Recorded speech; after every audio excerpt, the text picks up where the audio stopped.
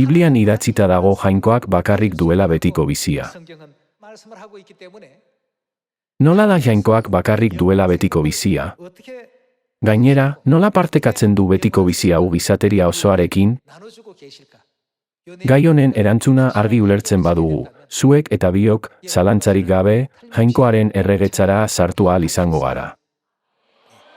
Ikus dezagun Apokalipsia 22. kapituluko 17. bertzeta. Espirituak eta emazteak diote, zatoz. Hau Joani Patmos uhartean eman zitzaion agerkaria da. Espiritu Santua agertu zen agerkari honetan, eta argi dago emaztea bere ondoan dagoela. Jainkoak Joan apostoluari erakutsi zion espiritua eta emaztea ere daudela. Joanek argi ikusi zuen jainko aitaren eta jainko amaren existentzia. Joanek zehatz-mehatz idatzi zuen ikusitakoa. Zatoz esan zuten espirituaren eta emaztearen hitzak ere entzun zituen. Orduan, zer dago idatzita Biblian zatoz esan ondoren? Entzuten duenak ere esan beza, zatoz. Egarri dena betor, eta arbeza doan, nahi badu, biziaren ura. Joanek ikusi eta entzun zitue espiritua eta emaztea, hau da, jainko ama, mezu hau ematen.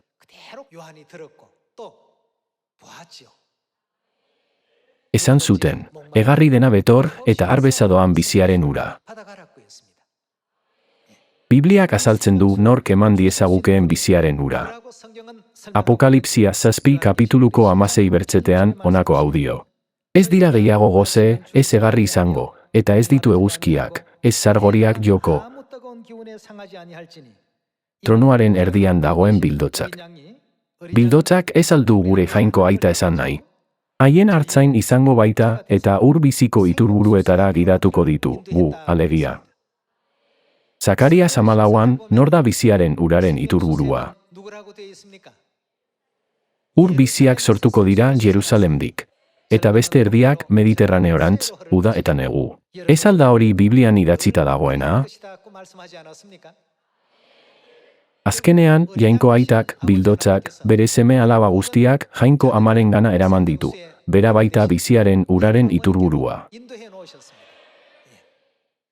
Beraz, edonor, espiritua eta emaztea dauden lekura joan eta lur honetan. Haiengandik betiko biziaren promesa ziurki jaso duena, zeruko erreinuan sartuko da.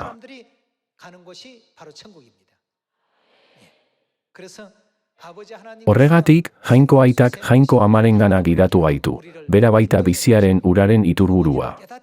Jainko ama ezagutzeko aukera eman digu, eta horrela, galdutako gure zeruko etxera itzultzeko bidea ireki zaigu.